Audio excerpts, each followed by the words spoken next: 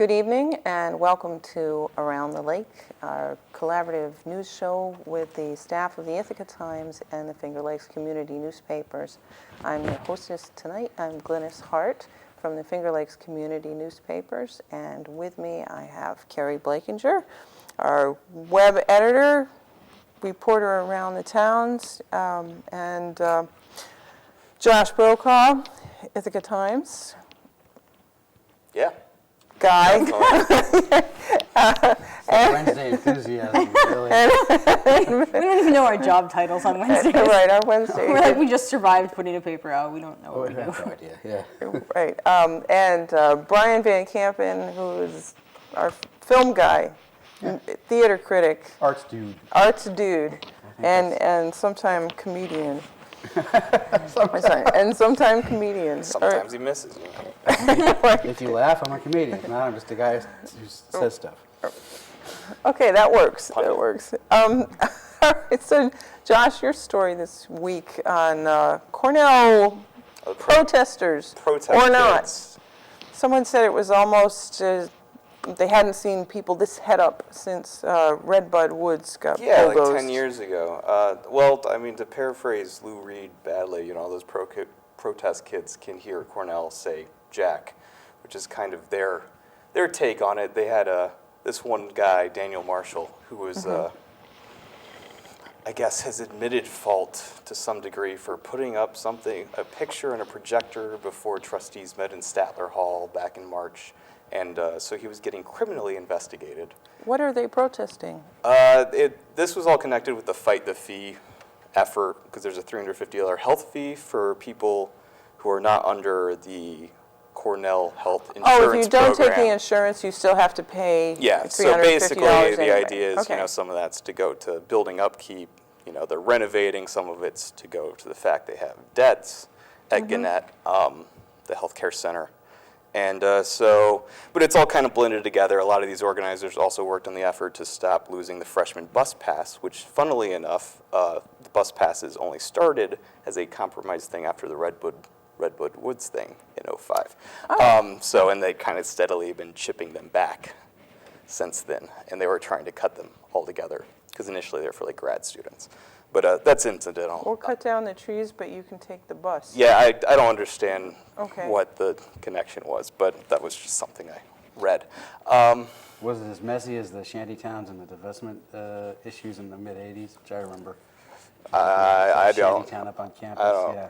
Yeah, no, they Yeah, haven't been I remember camping the out. shanty Like towns. they Yeah. haven't been camping out at all. I mean, I think that the talk about like the administration being more kind of nervous is more to do with the fact that they were just like investigating this as a criminal thing at all, because it seemed pretty minor.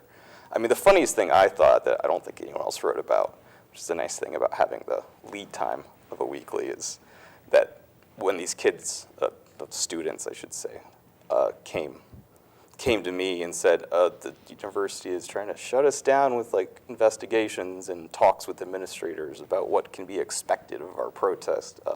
We didn't have anything planned for Charter Day, because it was all in the run-up to Charter Day They weekend. didn't really have a big protest planned. No, it was just the administration saying, hey, we don't want you guys to like come sit in on one of our meetings with all our nice people coming back to campus that we're bussing around. So that was kind of the angle for me that I thought was kind of interesting, was the administration was kind of like, well, we're not going to let you screw up our nice party. Yeah, it's kind of. I mean, if they'd wanted to, sad. It's you sad know, for like- people like me and Bryan. We've been around for a long time. We can sort of remember real protests at Cornell Yeah. that were about, I don't know. I mean, yeah, things like apartheid. And you know, if the students want to get into, I mean, it they'd was have just to break. assumed. They'd have to break rules. But it's Right. funny that it was assumed that you were breaking rules. Yeah. It was assumed that that you were going to get in trouble, but you cared deeply about these things, and therefore, Yeah. you did it. I was in small single digits when the stuff was going on in the late 60s.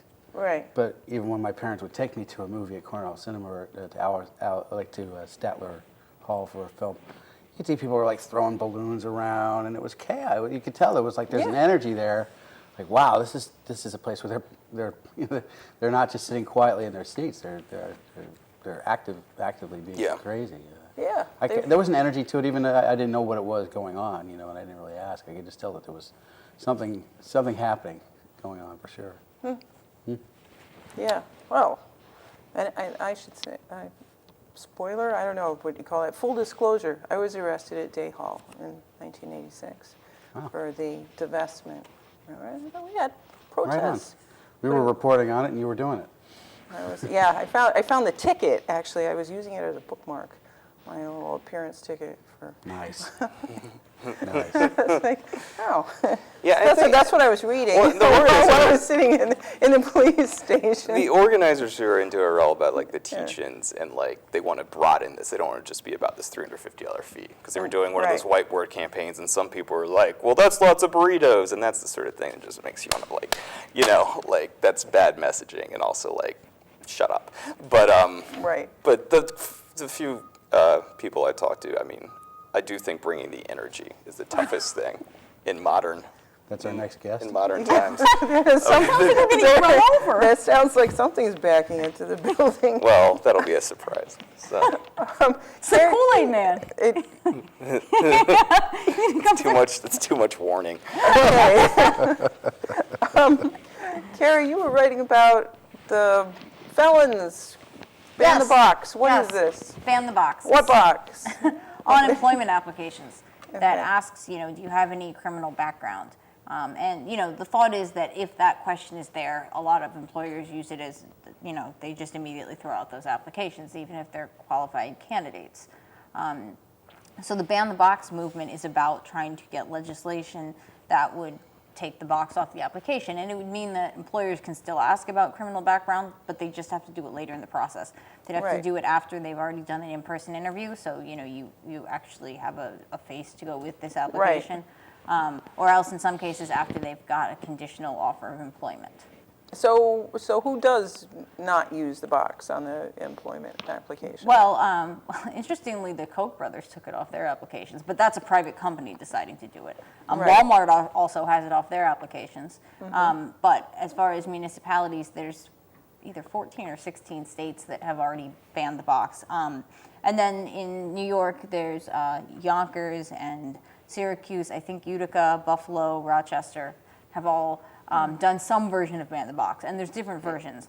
The most limited version is that only municipal government takes the box off their application. So, for instance, Tompkins County would say we're going to remove the box from our applications, and they would pass Ban the Box law. They would just apply to them. The slightly broader version would be for the municipality and any contractors that contract with the municipality. Don't they usually just ask, have you been arrested and what happened? I mean, is it... Well, there's a bunch of different... There's a bunch of different ones. They can do whatever they want. Some say, have you been convicted of a felony? Some say, have you been arrested? Because I had to check that one because of and Day some Hall. say, have you been convicted of a crime? They're all phrased differently. But in any case, it would remove any version of that from applications. The broadest version, though, would be the version that applies to all private businesses within the municipality. So Rochester did that. So no private business in Rochester can ask on their application. There's exceptions like schools. Okay, and so police there's a departments, movement to do this. Right. So there's over 100 cities that have done it, and then there's some counties that have done it, and then some states. In all of Hawaii, private employers can't ask. And so the purpose is to make reentry work more possible there's been for plenty people of who have studies been about convicted how of a crime. jobs reduce recidivism. Right. And a lot of times, if you're checking the box, it doesn't even mean it's something recent. You could be checking that box because of something that happened 30 years ago, but your application's still getting put in the trash can, So there's been a movement around this, but, interestingly, a place as liberal as Ithaca hasn't looked into this. This is the sort of issue that, you'd expect a liberal municipality would take up. But we haven't. It's been talked about both in the city and the county, but it never went anywhere any other place. So is there anybody on the legislature, on the county legislature, who's advocating for this? Well, I don't know. I hope when they read this article, they will. Oh, okay. That's kind of the point, actually. That was the point. This is going on. Ithaca, get on the Ban the Box. Yes. And I interviewed bandwagon. Savante, and he said that, he said that, he would consider it, but he thought it would probably be more powerful if the county did it, because then there wouldn't be any differences in terms of employment discrimination between someplace like Groton and the city of Ithaca. It could be the same everywhere. So yeah, I don't know. Hopefully someone will take this up. Hopefully somebody will take this up. And then also the Spartan race.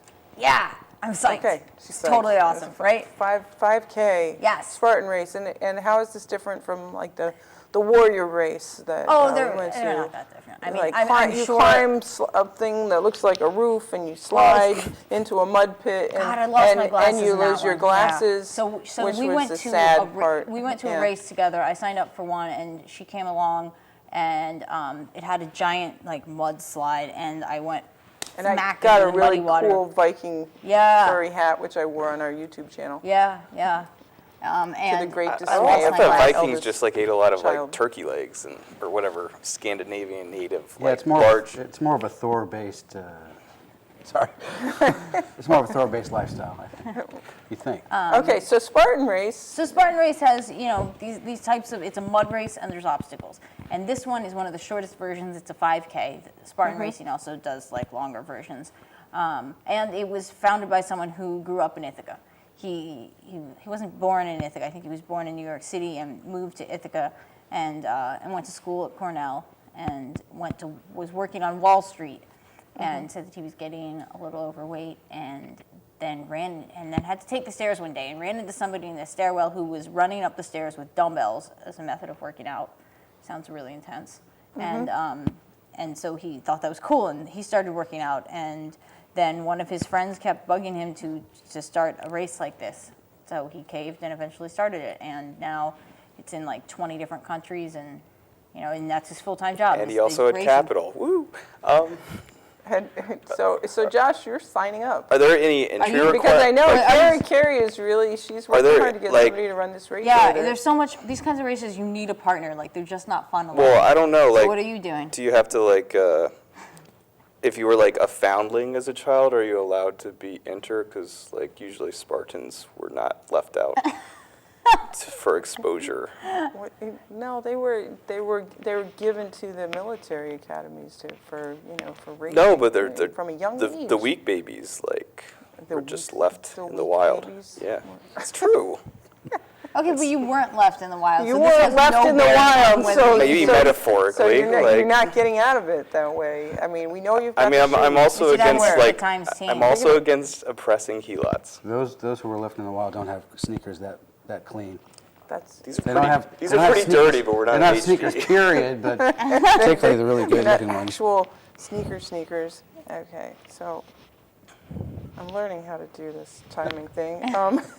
Sorry, it's really obvious, right? We have 14 minutes and 44 seconds left. Keri, you also wrote about dirt bikes. There was a dirt bike race I in did, yes. Newfield at Missouri Farm. Yeah, so the town supervisor, Jeff Hart, is really into dirt bike racing, and he sells like dirt bikes and ATV parts and stuff. And that's like his business. So yeah, he's president of Western New York Off-Road Association, WNOA, and they're the ones that sponsor it. Well, they put it on. They don't sponsor. I mean, there's a promoter involved. So there's a promoter that put it together, and then they sanction it, I guess. How big is the track that they go around? One of them was 4.5 miles, but I think there was a longer one, and that there was a shorter one, definitely. And Do it- they have the bumps? Right. Well, I mean, like, was it just a straight like oval track, or were they going up? Oh no, they were going up hills and shit. Yeah, Okay. And did you lose your glasses? it's not. I did not lose my glasses. Just checking. But yeah, so and Jeff's kid Hunter won the whole kids category. He's apparently really good at this. So, How old is he? 15. Cool. Yeah, they had like categories that were for like ages 4 to 8. Oh yeah, it's Yeah. straight out of the Yeah. stroller. Yeah. Wow. Oh, that'd be cool if you had it on a stroller. If you had an engine on a stroller, they could have like engine stroller It's races. probably been done. Yeah. Well, they limit how fast they can go, right? They put a governor on the motor. Or you just have a small. You just I think have it's a just- very- yeah, I think it's you a can small have a- motor. You're running like a 25 or 50 cc, like something. Yeah, I think it's just a small engine. Okay. And then later on in the season, there's a hair scramble in Canada. Yeah, but that's same not part type of this. thing. It's not It's not part of Winoa. this. It's not a different Winoa. one. It's NOEC or NOCC. It's national, if I recall correctly. No, it's not national It's either. not? It's not a national, it's not of the think it national is. organization? I don't. It probably I- is it at least in name, Because they usually when are. when I covered it last year and Bill Leonard described it to me, he was saying this was really just like New Jersey and New York. Okay, So so maybe just a regional yeah, organization. At any rate, yeah, I totally You're forget into the name of dirt that bike one, races? but yeah. So yeah, I'm gonna get tons of bike race stories this year because of Jeff. You know. Yeah. so you might have to just, oh, come on, don't you want to, you don't want to ride one?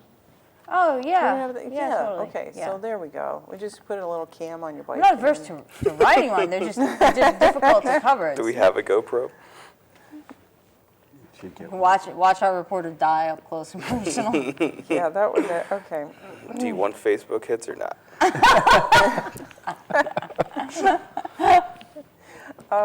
And getting more serious, I think we should remind everybody to get out and vote. We have school board races. You have live school board race in Ithaca? What's going on with that? Live. Yes, they have Cover eight- it live. Do you have living candidates? Yeah, there's 8 candidates for 4 slots, Excellent. and that's where I'm at in my coverage of that. So Well, Seth So- Peacock's coming back. I saw him on the ballot. I don't know if you know this. He used to be on the board. And I don't know who he is. Okay, well, he used You to. ran for judge Yeah, last he year. he Yeah. resigned when he became judge, or when he ran, because he was Well, appointed, when you ran, I think. and he didn't resign until he was running. In any case, he was appointed as judge when somebody quit before their 10-year term was up, and then he ran again, and he didn't win, but so now he's getting back into Okay. elected office, evidently. Okay. Yeah, I don't know. I haven't done So I anything on imagine that he'll yet. be a strong so. candidate. Okay, you know, well, since he's got experience. the vote is May 19th. So, so inform yourselves and go out and vote for your school board candidates. It's a gruesome job, and they do it for free, not to reporting. I mean, I guess if you also have to like throw the dust, the powder on the kitty in the hallways of the elementary schools, like it's a gruesome job. That's a little rough, I would say. Unless you I've find been budgets reporting that on school boring. board meetings for a long time. Okay, fair. It's gruesome, right? Yeah, It's some of them gruesome. are It's a crazy. hard job. It's a hard job. We have, cheese stick wars and, cafeteria leadership wars and so on. Okay, I'm not going to go there. and budget issues. I mean, Spencer had a negative tax cap this year. That's crazy. Yeah, that was very strange. Yeah. Actually, can you talk about that story for a little Yeah, bit? sure, Because totally. they had a negative tax cap. Yeah. How did that come So Spencer about? Manhattan School District had I think negative 1.63 was their tax cap. And That means they got to put taxes. They have Down. to yeah, lower the them. tax levy has to be decreased this year. And that's because last year they had a number of exclusions, and exclusions are like certain things that can increase your tax cap for 1 year, basically, or can increase your property tax levy for 1 year. So they had a few things. One of them was buses. They got some buses that they bought up front instead of bonding for all of it. They get the same, their business manager said they get the same reimbursement either way, Right. but then they don't have to deal with, debt. They don't have to deal with interest. So, so they paid for them up front, but so it was more like, although technically they had a levy decrease this year, it's more like they had a temporary bump up last year. Right. So now they've ended up with a tax cap of negative 1.63, and what they've done with that is they've had a 0% levy increase, and even to pass a 0% levy increase, they need a supermajority vote. So and what's if they that? don't Is get that it, 60%? I think so. Okay. And if they don't get it, then they go to contingency budget. But Which by is- default, contingency budget is a zero. Which is zero. So But the thing is, then there's all these other rules the state imposes, and that's what they want to avoid. Because some of the rules would be like on how they're supposed to charge people for using the facilities, and basically the district said it would really be a pain and it's kind of complicated, and if we go to contingency, we're just not letting anyone just use the won't let anybody facilities. use the Which gym. like the youth association uses the fields more than the school does. So, I mean, this would kill all the football teams and stuff in the area. Wow. Ouch. Yeah. Brian, and now, our film critic. Now some entertainment to take your minds How off about serious some issues. entertainment? What's up with The entertainment beat? entertainment beat? Well, there's a couple concerts happening this weekend at Cortland Repertory's new performance space, which they've been working on for 5 years of fundraising and construction. It's been sort of going through various phases of development. It's finished now. Where is it? It's at their box office on Port Watson Street. Oh, okay. Right in the middle of downtown Cortland. Absolutely. Easy and, to find. And I guess they're going to, I don't guess, they're going to start doing stuff year-round instead of just doing shows at the pavilion in Preble. Little York, yeah. Yeah. And they have this young gentleman named Todd Meredith. A couple of years ago, he did a Buddy Holly show at Cortland Repertory Theater. It was very well received. And he plays Buddy Holly, plays the guitar, plays all the licks, all the solos and everything. He's really, really good. And so he and his band, the Ravons, are going to be coming in for a couple of benefit concerts this weekend, Friday and Saturday. Saturday's already sold out. I got my ticket for Friday, and this guy's really good. Yeah, I think I remember you talking about him before. Yeah. We were on the radio at I that play the point. guitar. I've Yeah. studied Buddy Holly's stuff. This guy knows what he's doing. They also not just be doing Buddy Holly's music, but a mixture of other 50s classics and stuff. And when we were talking on the phone, I mentioned a couple of old, obscure regional rockabilly tracks that you can get on iTunes, and he made a note of it, and I wouldn't be surprised if he likes them, he might fold them into a future show. So I hope I was able to, because he certainly schooled us all in how to look and play like Buddy Holly. So it's not really, I mean, there's definitely like the Buddy Holly, like, you know, whatever, Jersey Boys type aspect, but they're also rolling in some other I gotta say, period stuff. I had some problems with the Buddy Holly review in terms of they have some composite characters that are kind of racist and offensive to me, and like they felt the need to sort of comment on the fact that Buddy Holly was the first white act to play the Apollo. It's sort of a historical fact. You can just have him play the Apollo. You don't have to have these sort of characters on the side sort of commenting on it. It was sort of unnecessary. So I would actually rather see this guy just playing the songs rather than doing the behind the scenes version. The narrative commentary, Right. sort of. It's more accurate than Yeah. it's more accurate than the old movie starring Gary Busey, which is just one of those rock and roll movies. It's just rife with historical inaccuracies. They have him playing the wrong guitar, and there's mountains in Texas. It's really. And I saw 5 movies this week. I'll just Okay. run down. So what are how much good time do we movies? have? How much time do we have? How much time do we have? We have a whole 5 minutes and 13 seconds. Well, I saw Avengers: Age of Ultron. If you like those kind of movies, which I do, I think you'll find it entertaining. I think I would have done with a little more. See, the scenes I like in the Avengers movies are the comic banter, not so Yes. much the huge action scenes. Right, But the one when yes. they're just sort of dealing with each other as people. Because it's Joss Whedon doing the dialogue writing, I'll especially like that. I could have done with a little more comic banter, a little less collateral damage, but you know that's the way these things go. Then I saw 2 movies that are just opening this week. One's called Maggie, produced and starring Arnold Schwarzenegger, and it's qualitatively different from everything he's ever done because there's no comic book weird kind of aspect to it. He's trying to really dial it down. It's about a father dealing with the fact that his daughter's been bitten by a zombie during this epidemic, and everybody's just dying left and right. Nothing And he's sort of, comic book about That's that. just what I was thinking. you would Right. think, just from that description, that it would fit in with Total Recall and everything else. Right. But there's a kind of a muted sadness to it, and he doesn't have comic book it's quips every time someone talks to him. He's just So it's like a real stretch for So- Arnold Schwarzenegger is stretching More of a himself by zombie- playing a human being. I said, well, you know, every Arnold Schwarzenegger movie has a comic element to it because he doesn't fit in, and no one talks about it. Right. Like you right. put him in the middle of an Americana situation, he's talking like this. And it's like, who the hell are you? Where did you come from? But you know, Right. nobody mentions it. But just by tapping into whatever misery he has in himself, Arnold Schwarzenegger has become one of us. It's an amazing thing to see. Wow. And it's not a scary movie. It's more of like kind of like The Fly, where you're watching a loved one sort of deteriorate and die. So it's not like zombies are just running all over the place. It's He has not to The Walking Dead. blast no. them with It's not shotguns The every Walking 5 Dead minutes. At all, no. Okay. Then I saw another movie with Jack Black and James Marsden who plays Cyclops in the X-Men movies called The D Train. And it's about a guy who never left his small town, married his high school sweetheart, and now he's miserable and he's just obsessed with the reunion committee. He runs the reunion committee and they're trying to get people to come back. So they figure if they can get the most popular guy in school to come back, that'll get everybody back. And he gets fixated on this guy. and sort of comes up with this ruse to try to get him to come to the reunion. And the one thing I'll say for it, I can't really talk about it. There are real spoilers in this. The one thing I'll say is that it could be a one-joke movie, but this ruse that he tries to put on this guy lasts about a half an hour, and then other concerns come in that drive the last hour of the movie. And Jack Black is one of the most kind of nuanced and surprising performances I've seen since this thing he did a couple of years ago with Richard Linklater called Bernie.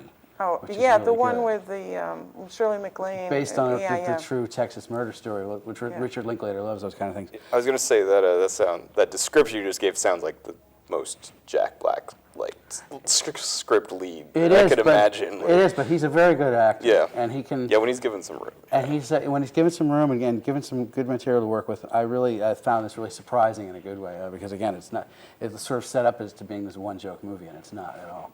And then I saw a documentary called I Am Big Bird about this guy Carol Spinney, who was hired by Jim Henson back in the '60s and has been playing Big Bird mostly on, for 40 years, and watch him become this incredible, iconic. I don't know if you had to sort of boil Sesame Street down to one character, it might just be. It's either Big Bird or Elmo. No, it's not Elmo. Yeah. No, Elmo took over like 10 or 15 years ago in a coup d'etat because of Tickle Me Elmo, I think. And it's terrible because he has no depth at all. Big Bird is hallucinating. You know, he's got parental issues. Elmo's very needy. Jeez. Yeah, absolutely. And they created that, what's her name, Zoe or whatever, when there was plenty of good female characters. He does Oscar as well. He plays Oscar the Grouch as well. Yeah, that's right. So it's kind of the yin and yang of this guy's personality because he had he didn't have this huge actually, dramatic kind of life. perfect. He was just a very talented puppeteer, and so it's about 90 minutes long. There's not a lot of huge sort of Citizen Kane reveals. It's just sort of the guy who had a less pleasant marriage, then he got divorced and found somebody who he could connect with, and he's also a compulsive documentarian of himself, home movie guy himself. So this movie has tons of stuff that he shot. So he's famous, but he's not famous as himself. Yeah, I remember when I first saw Big Bird as a kid, when Sesame Street was first aired, and he looked a little different than he looks now. But I saw a guy. I thought that's the greatest job in the world, and it didn't ruin the magic for me one bit. I thought I want to do that. I want to be that guy. I knew instantly that there was a guy inside there. Making this thing come to life, and I just thought that was the greatest job you could ever have. So at a very early age, I knew who Carol Spinney was, but a lot of people who love Big Bird and a lot of kids who had Big Bird toys might not know, and it's an interesting look at his life. So cool. Oh, and a movie called Magic Camp, a documentary called Magic Camp about these kids at this upstate New York Magic Camp and just how seriously they are into magic at a wide variety of ages. Where is it at? It's the Tanis Magic Camp, and I believe it's in New York State. It's sponsored by a big magic shop that's still down in New York City. Oh. And kids come from all over, and they have all kind of different acts and stuff. We're out of time. Apparently, that's how it works these days. Da-ding! Okay, then. I guess that's it for the week. We'll be back next week. Thanks for joining us, and thank you to 4D Photography for our opening montage.